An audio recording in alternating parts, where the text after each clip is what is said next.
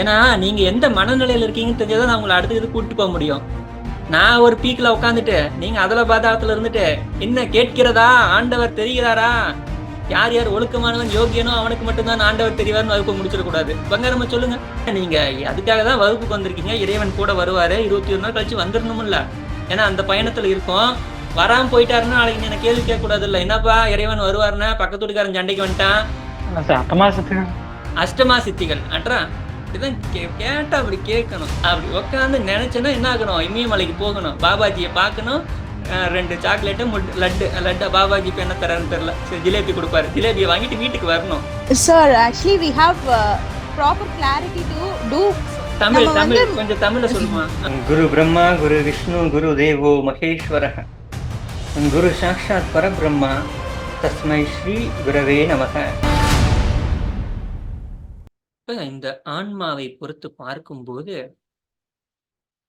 உலகியல்ல இருந்து நான் உங்களுக்கு இதை விளக்குறேன். உலகியல்ல இருந்து, ஏன்னா ஆன்ம சுரூபத்துல இருந்து விளக்குனா கஷ்டமா இருக்கும். உலகியல்ல இருந்து விளக்குறேன். இந்த உலகியல்ல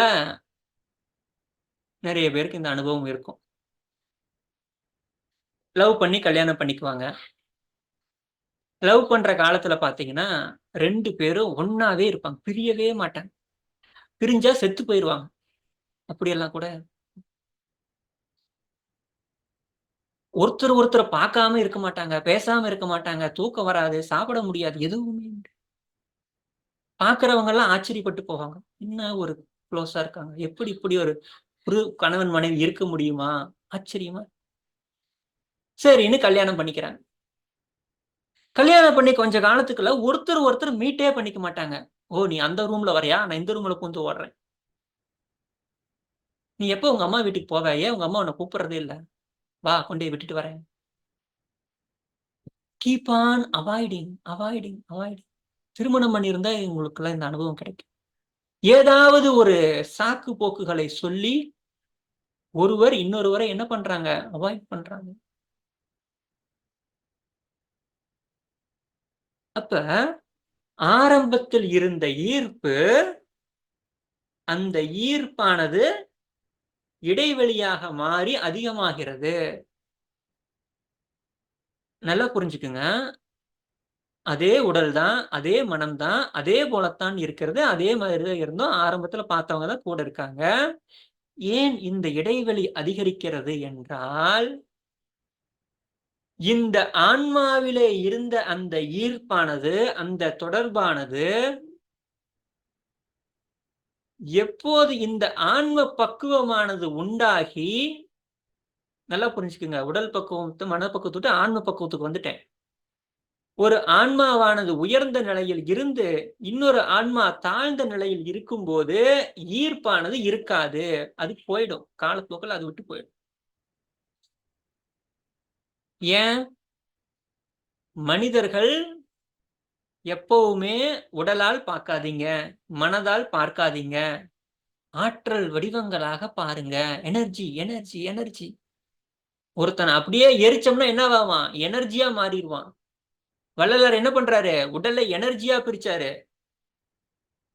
எல்லாமே இங்க எனர்ஜி, ஆற்றல். அப்ப இந்த ஆன்மா 2 பேரு, அதுல ஒருத்தர் உதாரணத்துக்கு உண்மை, சத்தியம் அப்படின்னு ஒரு குவாலிட்டி இருக்குன்னு வைங்க, ட்ரூத் இருக்கு. இன்னொருவரிடம் உண்மை இல்ல அப்படின்னா என்ன ஆகும் அப்படின்னா, there is a great disharmony. ஒத்திசைவு இருக்காது, ஒத்திசைவு வராது. இப்படி வரும். ஒருவர் உண்மையை கொண்டு உண்மையாக ஒரு உறவில் இருக்கும்போது இன்னொருவர் உண்மையிலிருந்து விலகி கொஞ்சம் கொஞ்சமாக மறைத்து விஷயங்களை மறைத்து மூடி மெழுகும் போது the distance between the two souls, even though all souls are attached together, now they are getting started separated from each other. இடைவெளியானது அதிகமாகிக் கொண்டே வந்து ஒட்டுக்கா பிரிச்சுட்டு போக முடியாது. ஏன் இந்தியால கல்யாணம் ஆயிடுச்சுன்னா விட்டுட்டு போக முடியாது, வெளிநாட்டுல மாதிரி. அப்போ குழந்தைகளுக்காக இந்த சோல் ஏதோ வாழ்ந்தோம் வந்தோம் குடிச்சோம் போனோம்னு இருக்கும்.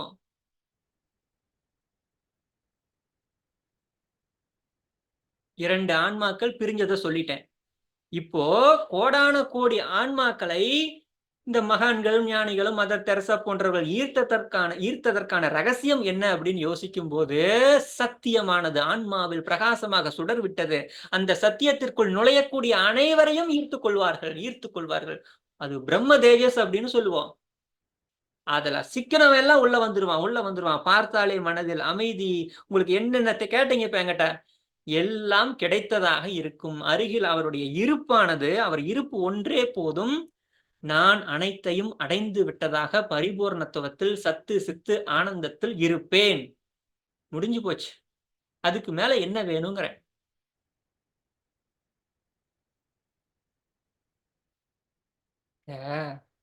எவ்வளவோ வாழ்க்கையெல்லாம் அடைந்தாச்சு. எவ்வளவோ பொருட்கள் இருந்தா சந்தோஷமா இருப்போம்னு கிடைச்சு பார்த்தாச்சு. நிம்மதி வந்துருச்சா? வரலையே. அப்படி நிம்மதி வந்திருந்தா இதை பத்தி பேசியிருக்கவே மாட்டோம், இதுக்குள்ள போயிருக்கவே மாட்டோமே. இப்ப எல்லாமே கிடைக்கிறது, நான் விரும்பியது அனைத்துமே கிடைக்கிறது, எல்லாமே கிடைக்கிறது. ஆனால் கண்டென்ட்மெண்ட் என்ற ஒன்று, மன நிறைவு என்ற ஒன்று, ஆன்ம நிறைவு என்ற ஒன்று என்னுள் வராததால் பிச்சைக்காரனை போலவே என்ன ஆயிட்டு இருக்கு, தொடர்ந்து என்னை வைத்திருக்கிறது. அப்ப புறத்திலே நாம் தேடக்கூடிய ஒன்று, புறத்திலே எக்ஸ்டர்னல் வேர்ல்ட்ல நாம் அடையக்கூடிய ஒன்று நமக்கு மன நிறைவை, நிம்மதியை தராது. அப்படி தரும் என்று நினைத்தீர்களேயானால் அதை அடைந்து விட்டு முடிவு செய்யுங்கள். அடைவதற்கு முன் முடிவு செய்யாதீர்கள். புரிஞ்சுக்குங்க. இல்ல சார், 10 கோடி ரூபாய் கிடைக்கணும், நான் எம்பி ஆகணும், அப்பதான் சார் எனக்கு ஆன்ம நிறைவு, நான் பிறந்ததே அதுக்கு தான். அடையுங்கள். அதை அடைந்தால்தான் அந்த ஆன்மாவிற்கு தெளிவு வரும். பட்டாதானே தெரியும். படுறதுக்கு முன்னாடியே போய் அவங்கிட்ட, தம்பி இல்லப்பா பைத்தியக்காரன் சொல்லுவான் நம்மள.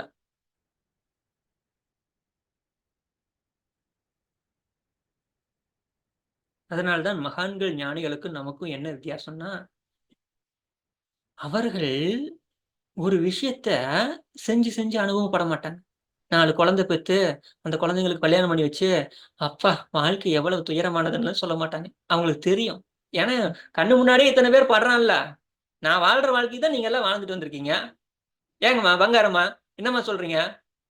நான் இன்னும் உங்கள மாதிரியே வந்து, பங்காரம்மாள் இந்த கடையில் தான் இட்லி வாங்கி சாப்பிட்டார்கள், நான் அந்த இட்லியை சாப்பிட்டு விட்டு தான். எதுக்கு? அதான் நீங்க சாப்பிட்டு உங்க அனுபவத்தை பாக்குறேன்னு எல்லாருடைய முகங்கள்லயும் தெரியுத. இதுதான் ஆன்ம விழிப்பு, ஆன்ம பக்குவம். ஒரு மகான் ஞானி நீங்கெல்லாம் அப்படின்னா என்ன, எப்படி இருக்கணும்னா, நீங்க போய் சூடு வச்சு அனுபவப்படக்கூடாது. பிறர் வாழ்கின்ற வாழ்க்கையை பார்த்த க்ஷணத்திலேயே அதனுடைய நுண்மை பொருளை அறியும் போது மனதினுடைய அந்த அட்டாச்மெண்ட் அது விலகிடும். அஷ்டவக்ர மகாகீதையில அஷ்டவக்ரர் சொல்றாரு. யாருக்கு? தசரத சக்கரவர்த்திக்கு சொல்றாரு. அஷ்டவக்ரன்னா, அஷ்டனா அந்த 8 அங்கங்களுமே அலங்கோலமா அசிங்கமா இருக்குது பை பர்த்ல. பிண்டம் மாதிரி இருக்கிறான். மனிதன் மாதிரியே இல்ல, ஒரு பிண்டத்தை பெற்ற மாதிரி இருக்கிறான். அந்த பிண்டமா இருக்கக்கூடிய அந்த குழந்தை கிட்ட தசரத சக்கரவர்த்தி உட்கார்ந்து பாடம் கேட்கிறாரு. எனக்கு நிம்மதியே இல்ல, வாழ்க்கையில வழி சொல்லுங்க. அவர் சொல்லும் போதுதான் சொல்றாரு, வாழ்க்கையில் எல்லா அனுபவங்களையும் பட்டு நொந்து வருபவன் இயல்பா மனித தரத்துல எல்லாரும் பண்ணுவாங்க. ஆனால் ஒரு ஞானிக்கும் மகானுக்கும் என்ன வித்தியாசம்னா, இதுக்குள்ள எல்லாம் போய் படுவதை அவர்கள் தன்னுடைய ஆன்ம பலத்தால், ஆன்ம அறிவால் தெளிந்து, அந்த தெளிவினால் மனதினுடைய சலனங்களை எல்லாம் அடக்கி விடுவார்கள். இவ்வளவுதாங்க வித்தியாசம். வள்ளலாருக்கும் ஆகட்டும், மிகப்பெரிய மகான்களுக்கும் நமக்கும் இதுதான் வித்தியாசம். இந்த பற்று, பந்தம், பாசம் போன்ற தலைகள் எல்லாம் மனதினுடைய தலைகளே அல்லாது ஆன்மாவினுடைய தலைகள் அல்ல. ஆன்மாவுக்கு இதுக்கும் சம்மந்தம் இல்ல. ஆன்மா என்ன பண்ணல, இந்த மாதிரி தலைகளை எல்லாம் உண்டாக்கவில்லை. இது மனதினுடைய விகல்பங்கள். ஒரு குளத்திலே நாம் கல்லை விட்டெறிந்தோம், அந்த கல் அலைகளை உண்டாக்கியது. அந்த அலைகளிலேயே தவித்து வாழ்க்கைன்னா இப்படித்தான், சோகம் தான் இருக்கும், துக்கம் தான் இருக்கும் அப்படின்னு ஏத்துக்கொண்டு வாழ்றது வாழலாம். கொஞ்சம் மேல ஏன் இந்த குளத்துல இவ்வளவு அலைகள் வருது, இந்த குளத்துக்கு என்னாச்சுன்னு யோசித்து கற்கள் வீசுவதை நிறுத்தலாம். போதுண்டா, கல்ல நிறுத்து. இன்னும் அறிவாளியா இருந்தா என்ன பண்ணலாம்? குளத்து பக்கமே போகாம அமைதியா வீட்டிலேயே உட்காந்துக்கலாம். மகான்கள் ஞானிகளினுடைய பிறப்பு இதைத்தான் நமக்கு கூறுகிறது. நாம் அடிப்படையா இது வராம எல்லாம் போயிடாது, எல்லோருக்கும் உண்டாகும். எப்படி உண்டாகுது? குடும்பத்துல இருந்தாவே உண்டாயிடுது. டெய்லி ஒரு மன கஷ்டம், ஒரு நிம்மதி இல்ல, ஒரு எரிச்சல், ஒரு டென்ஷன், 1000 தலைவலி. ஆனால் நமக்கு வெளிவருவதற்கான வாய்ப்பு தெரியவில்லை. எஸ்கேபிசம் தெரிஞ்சு வச்சிருப்போம். என்னால இருக்கவே முடியல, ரொம்ப மனசு கஷ்டமா இருக்குது, வா ஒரு படத்துக்கு போலாம். அப்படி போய் படத்துல உட்காந்து கொஞ்சமா பிரச்சனை இருந்துச்சு, தியேட்டருக்கு போனோம்னா பிரச்சனை பெருசாகுது. அவன் போட்டு ஒருத்தனை குத்துறான், வயிற்றுல குத்துறான். வாழ்க்கை எவ்வளவு பரிதாபமானது, நம்ம வாழ்க்கையே நல்லது, திரும்பி வந்தான். நம்முடைய ஆறுதல் எல்லாமே என்ன? நம்முடைய துன்பத்தை விட இன்னொருவன் அதிகமான துன்பத்தை அனுபவிக்கும் போது அதை நான் பார்க்கும் போது என் துன்பம் ஒண்ணுமில்லாம போயிருது. இதுதான் ஆறுதல். இது தற்காலிகமானது. 3 மணி நேரம் சினிமாவில் என்ன பண்றோம்? 3 மணி நேரம் முடிஞ்சோன்னா நம்ம பிரச்சனை பல மடங்கு வீரியத்துடன் மீண்டும் வெளிப்படும். நல்லா புரிஞ்சுக்குங்க. முன்னையாவது போகாம இருந்தா கூட இவ்வளவு குழப்பம் கிடையாது. இப்ப போட்டு குழம்பு நல்லா குழம்புன மாதிரி குழப்பி விட்டு அடியில் இருக்கிற மண்ணும் சேர்ந்து குப்பையும் மேல வரும்.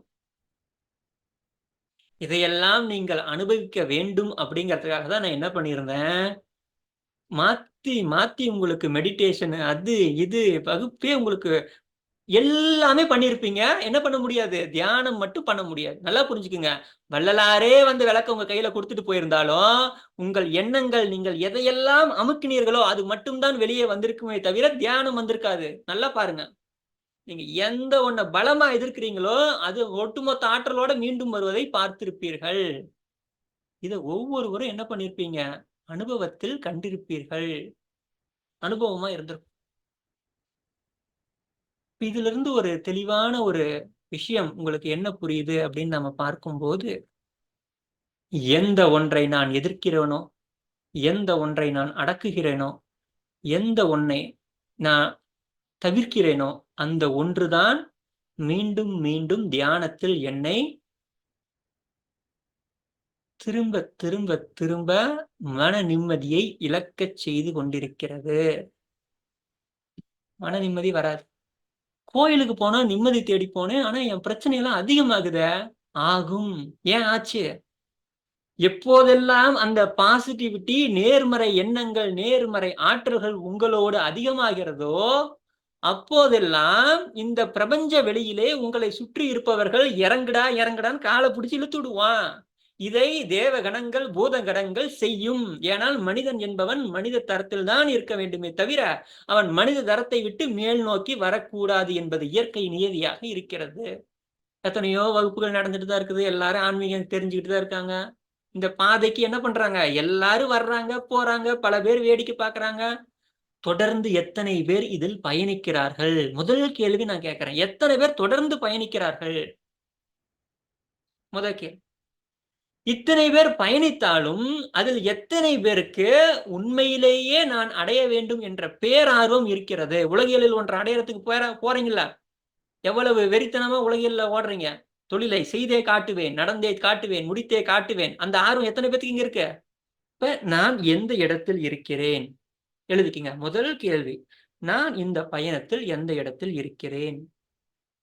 நான் எந்த இடத்தில் தவறு செய்கிறேன்? நான் எதைத்தான் கேட்கணும். அடுத்தவன் என்ன தவறு செய்யறான், அடுத்தவனை என்ன பண்ணலாம்? நெவர். நான் எந்த இடத்தில் தவறு செய்கிறேன்? நான் என்னை பக்குவப்படுத்திக் கொள்ள நான் எந்த விஷயங்களில் என்னை மாற்றிக்கொள்ள வேண்டும்? என்ன நான் இதுல மாத்திக்கணும். என்னுடைய உறவுகளில், என்னுடைய குடும்பம், கணவன் மனைவி, அந்த உறவுகளில் நான் எந்த அளவிற்கு உண்மையாக இருக்கிறேன்? அப்ப இந்த ட்ரூத்தை மட்டும் அதிகம் பண்ணிக்கிட்டே வாங்கல. ஒரு குவாலிட்டி சொல்றேன், இந்த உண்மையை மட்டும் அதிகம் பண்ணிக்கிட்டே வாங்கல. ஹரிச்சந்திரனுடைய வரலாறு நமக்கு என்ன சொல்லுது? மரணமே வந்தாலும் உண்மையோட இருப்பேன்னு இருந்தா முக்தியே அடைஞ்சிட்டான், மோட்சத்துக்கே போயிட்டான்.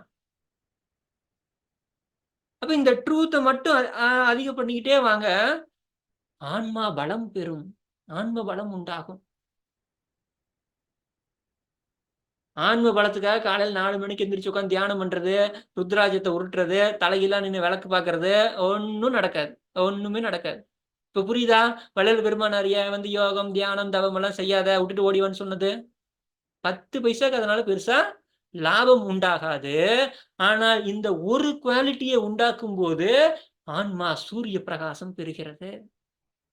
ஆன்மாவானது சூரிய பிரகாசம் பெறும்போது நீங்கள் அமைதியாக அமர்ந்திருங்கள்.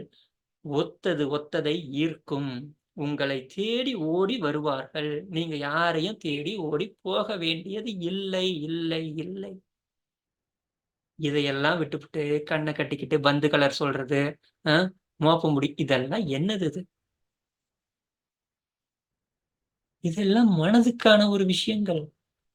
அதையெல்லாம் தூக்கி எறிங்க. நீங்கள் ஒவ்வொருவரும் அந்த இறைவனுடைய அம்சத்திலிருந்து வந்திருக்கிறீர்கள். இறைவனாக ஆகக்கூடிய தகுதி இருக்கிறது.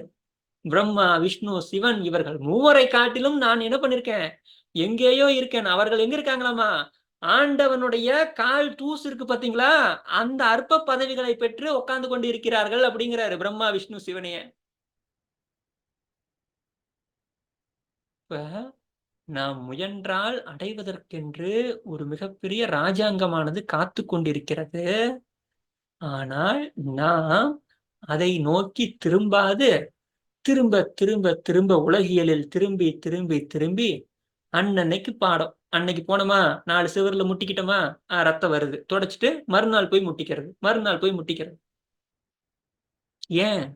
நம்ம சுத்தி இருக்கவன்லாம் இதைத்தான் சொல்லி கொடுத்துருக்கான். உலகம்னாவே இப்படித்தான் இருக்கும்னு ஏற்றுக்கொண்டோம். அறியாமை அறியாமை என்ற மலமானது ஓங்கி ஓங்கி ஓங்கி நம்மை என்ன பண்ணிருச்சு? இதுதான் வாழ்க்கை என்றே வைத்திருக்கிறது.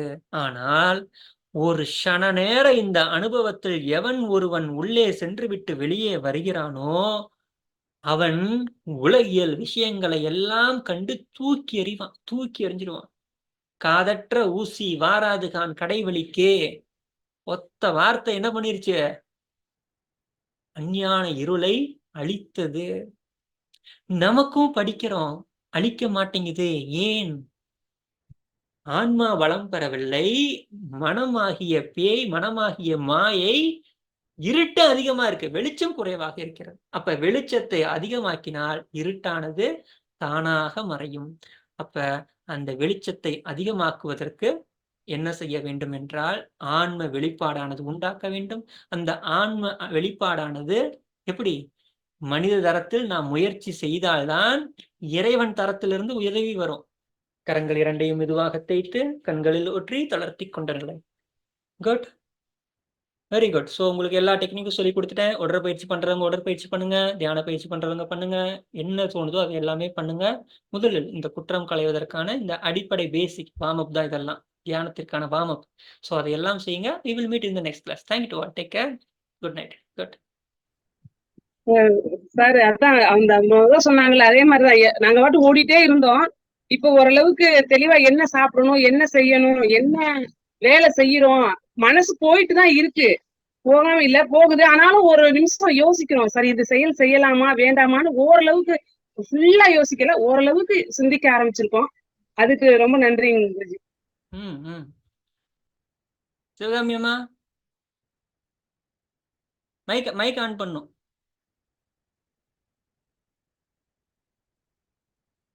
Mic on.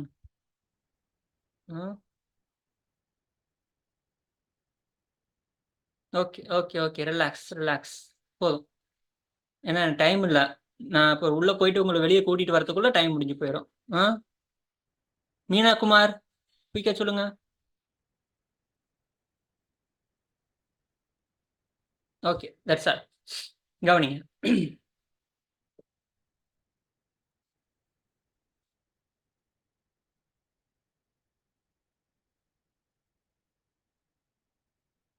இந்த ஆன்மீகத்திற்கும் பிறருக்கு வாழ்க்கையில உதவி பண்றது, பிறருக்கு செய்யறதுக்கும் எந்த சம்பந்தமுமே இல்லை. இப்போ எல்லாரும் என்ன நினைக்கலாம்? நாம பிறருக்கு உதவி பண்ணலாம், அவர்கள் வாழ்க்கையை மாத்திரலாம், இவங்க வாழ்க்கையை மாத்திரலாம் அப்படின்னு நினைக்கலாம், பெருந்தன்மையா நினைக்கலாம். என்கிட்ட ஏதாவது இருந்தாதானே நான் அதை கொடுக்க முடியும். நானே வறுமையில இருக்கிறேன், ஊர் ஃபுல்லா கடன் வாங்கியிருக்கேன். நீங்க எல்லாரும் வாங்க, எல்லாருக்கும் ஒவ்வொரு கோடி ரூபா தரேன் அப்படின்னு என்ன பண்ண முடியாது? என்னால தர முடியாது. இந்த ஆன்மீக பயிற்சிகள், இந்த சாதனை பயிற்சிகள் எதை நோக்கி நம்மை இழுத்துச் செல்கின்றன அப்படின்னு நம்ம யோசிக்கும் போது, எந்த ஒன்றை அடைவதற்காக, நல்லா புரிஞ்சுக்குங்க, எந்த ஒன்றை அடைவதற்காக இந்த ஆன்மாவானது பூமிக்கு பிறப்பெடுத்ததோ அந்த ஒன்றை அடைந்து விட்டால் பயணம் முடிஞ்சிரும். நல்லா புரிஞ்சுக்குங்க. அப்ப எந்த ஒன்றை நான் அடைவதற்காக இங்கு வந்தேன்? எதற்காக நாயா படுறேன், பேயா திரியிறேன்? ஒவ்வொரு சித்தர்களும் இதை சொல்லியிருக்காங்க. ஏன் இவ்வளவு கஷ்டப்பட்டு இவ்வளவு வேலைகளை செய்யறேன்? எதுக்கு நான் கல்யாணம் பண்றேன்? எதுக்கு குழந்தை பெத்துக்கிறேன்? அந்த குழந்தைங்களை வாழ்க்கையில் ஆக்குறேன், நாளைக்கு அவனே என்ன திட்டுறான், என்ன துரத்துறாங்க, குடும்பத்தை விட்டு, வீட்டை விட்டு துரத்துறாங்க, நண்பர்கள், 1000 பிரச்சனை. இப்போ ஒரு விஷயம் அமைதியா உட்கார்ந்து நம்ம யோசிக்கும் போது, நாம் பிறருக்கு செய்யறது இருக்கட்டும், நமக்கு நாம் என்ன செய்தோம்? இது ஃபர்ஸ்ட் கொஸ்டின் கேளுங்க. நமக்கு நான் என்ன செய்தேன்? இப்ப எனக்கு நான் என்ன செய்யறது? நல்லா சாப்பிடுறேன், நல்லா தூங்குறேன், உடல் ஆரோக்கியமா பாத்துக்கிறேன், யோகா எல்லாம் பண்ணேன், தியானம் பண்ணேன். Okay, good. இந்த ஆன்மாவிற்கு நீங்கள் ஏதாவது செய்ய வேண்டும் என்றால், அந்த ஆன்மாவை அதனுடைய சொரூபம், அதனுடைய மூலம், அதனுடைய இருப்பிடத்திற்கு அதை தள்ளி விட்டுட்டா வேலை முடிஞ்சுது, வந்த வேலை முடிஞ்சுது. அந்த ஆன்மாவை அதனுடைய இருப்பு நிலையில், அதனுடைய இயல்பு நிலையில் இல்லாமல் வைப்பதற்குத்தான் மாயை, மனம், உலகம் இது எல்லாம் தடைகளா இருக்கு. நல்லா புரிஞ்சுக்குங்க. இப்ப மனதினுடைய அந்த தடைகளை எல்லாம் கடந்து இயல்பான ஆன்மாவினுடைய நிலைக்கு ஆன்மாவை தள்ளிடணும். இப்ப அந்த ஆன்மாவினுடைய இயல்பு நிலை என்ன? எழுதிக்குங்க. சத்து சித்து ஆனந்தமாக இருக்கிறது. சத்து சித்து ஆனந்தம், சச்சிதானந்த ஸ்வரூபம். அதைத்தான் எல்லா மதங்களும், எல்லா மார்க்கங்களும், எல்லா ஞானிகளும், நீ இயல்பிலேயே எப்படிப்பட்டவன்? பேரின்பமானவன். நீ இயல்பிலேயே எப்படிப்பட்டவன்? எல்லாம் கைவரப்பெற்றவன். நீ இயல்பிலேயே எப்படிப்பட்டவன்? இறைவனுடைய குணங்களை கொண்டவன். இயல்பிலேயே எல்லாமே உன்னிடமே இருக்கிறது இருக்கிறது சொன்னது அதுதான். ஆனால் அப்படி யதார்த்தத்தில் இல்லை அப்படிங்கிறது பொதுவான ஒரு விஷயமா இருக்கு. ஏன் இல்லை? அடுத்த கேள்விக்கு போறோம். ஏன் இல்லை? இவ்வளவு பேரின்பமாக இருக்கிறது இந்த ஆன்மா, ஆனால் என்னால் மகிழ்ச்சியாக இருக்க முடியலையே. குடும்பத்துல, உறவுகள்ல சல சண்டைகள் வருது, கணவன் மனைவிக்குள்ள ஏகப்பட்ட பிரச்சனைகள் வருது, நண்பர்கள்ட்ட பிரச்சனை வருது, நான் ஒண்ணு சொன்னா அவன் ஒண்ணு புரிஞ்சுக்கிறான், அவன் ஒண்ணு புரிஞ்சுக்கிட்டா நம்ம கிட்ட திருப்பி சண்டைக்கு வரான். ஏன் என்ன போட்டு அவன் இப்படி டார்ச்சர் பண்றாங்க? நான் என்ன பாவம் செய்தேன்? அப்படின்னு அடுத்த கேள்விக்கு போறோம். அப்போ சத்து சித்து ஆனந்தமாக இருக்கிறது, உள்ளார்ந்து இருக்கிறது ஆன்மா. இந்த ஆன்மாவை சுற்றி மனம் என்ற ஒன்று இருக்கிறது, மைண்ட். நல்லா புரிஞ்சுக்கோங்க. மைண்ட்னா உங்களுக்கே தெரியும், எண்ணங்களை உருவாக்கும், பயங்களை உருவாக்கும், கவலைகளை உண்டாக்கும், குற்ற உணர்ச்சிகளை உண்டாக்கும். இதை எல்லாத்தையும் எது உண்டாக்கும்? மைண்ட் உண்டாக்கும். அப்ப இந்த மைண்டை இல்லாமல் செய்து விட்டால் ஆன்மாவினுடைய ஸ்வரூபமானது வெளிப்பட்டு விடும். அமைதி, முக்தி, தியானம், நீங்க கேட்கிற எல்லாம் கிடைச்சிடும். ஆன்மீகம்னாவே இதுதான்.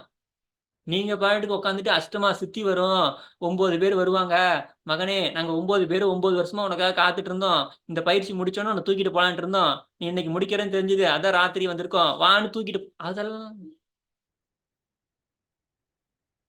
Illusion, hallucination, மனநோய்கள்.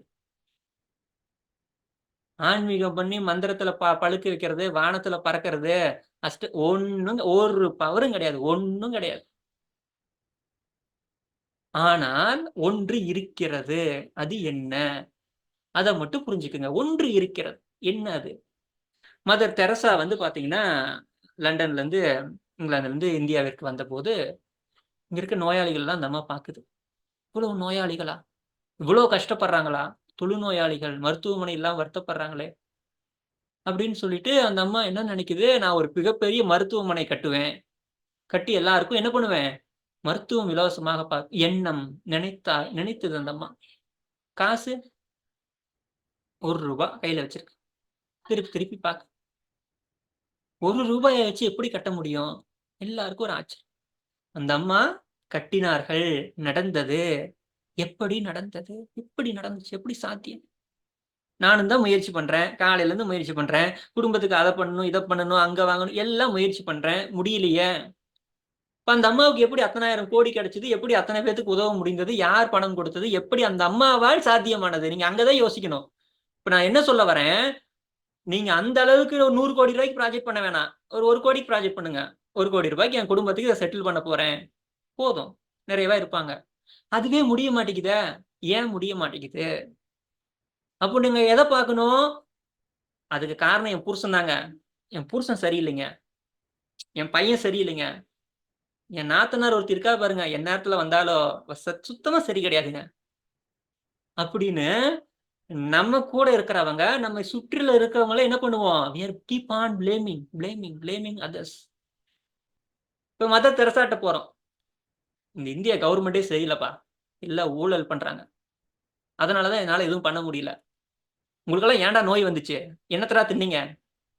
அப்படி நோயாளிகளை பிளேம் பண்ணல, கவர்மெண்ட்டை பிளேம் பண்ணல, அதிகாரிகளை பிளேம் பண்ணல.